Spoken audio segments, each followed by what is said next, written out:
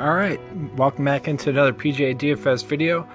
This week we got the 2018 Quicken Loans National. First, as always, we're going to do a quick recap of last week.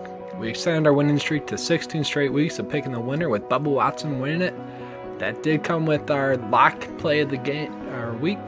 Paul Casey kind of failing there at the end. He did tie for second along with another play that we had, Stuart Singh.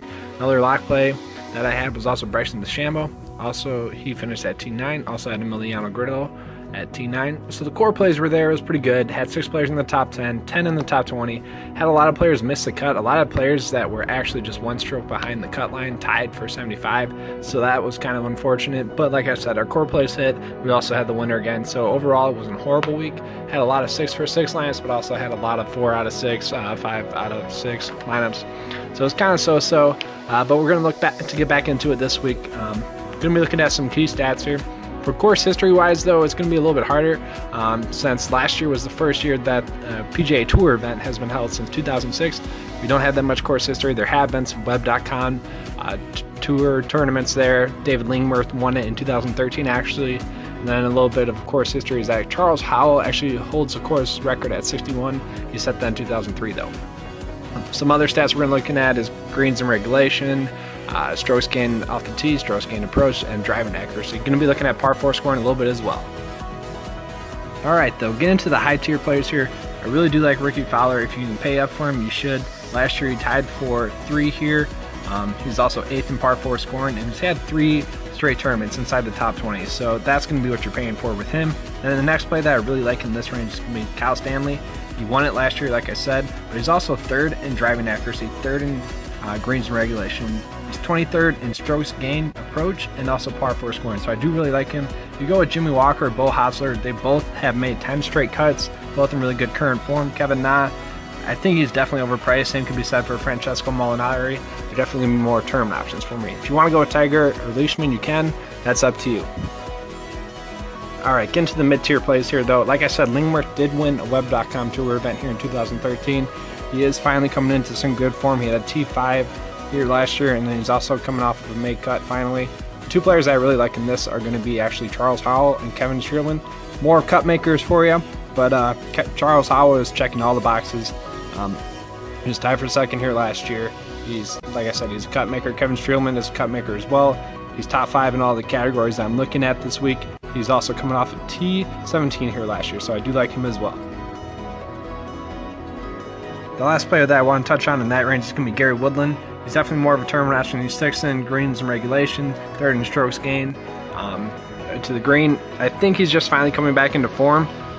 He's more of a tournament option. More tournament options for you in this low tier range are going to be Kevin Toy and Billy Horschel. They're both kind of guys where when it's good, it's good. When it's bad, it's bad. Kevin Toy's last 5 contests, T6, miscut, T65, T5, and T9. He also had T55 here last year, so I don't mind that. Andrew Putnam's a guy that I do really like, though, for this range, personally. He's 10th in greens and regulation. And in 7 events, he's had 3 top 10s. So really not bad. I do like him in that. You could go with Lahari. He has 4 straight cuts. Last week had a T9, don't mind that at all. Matt Jones checking all the boxes. He also had T38 here last year, so I do not mind that either. Brian Gay is a guy that I've really not been able to quit. Get into the tournament plays though here for you. I did already mention Lahari. I do not mind that option. Like I said, these are range finders, so if you're in this range and you still have that salary left over, these are the guys you want to look at. If you're not looking at those other guys I mentioned in the video already, you're not checking all the boxes, but they're good plays. Nonetheless, James Hahn's a guy who finally started to make some cuts again. I do not mind him. Joel Damon was a guy that we were targeting a lot. He has missed 2 straight cuts. Martin Laird and Ben Martin have good course history here. Played it well last year. They're good course fits. They're just on the best current form. But let's get into the value plays here. Sam Ryder was definitely a tournament option. He is checking all the boxes. He is coming off a T26 last week, so maybe it's finally coming into some good form. But I was really surprised at the appeal of him. Fabian Gomez has been making a lot of cuts.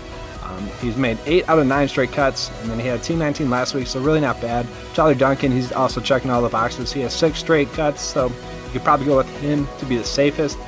Course fit wise, I think Ben Crane's a really good course fit. He is coming off a T38 here last year. He's kind of hit or miss whether he's going to be a good player or not.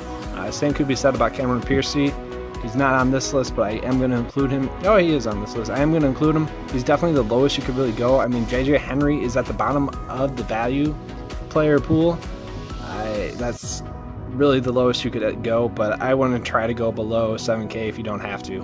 Here's a little bit of a sample lineup that I threw out there for you guys. Probably will change throughout the week as I get more information, see how the weather plays out, but this is what I'm looking at right now.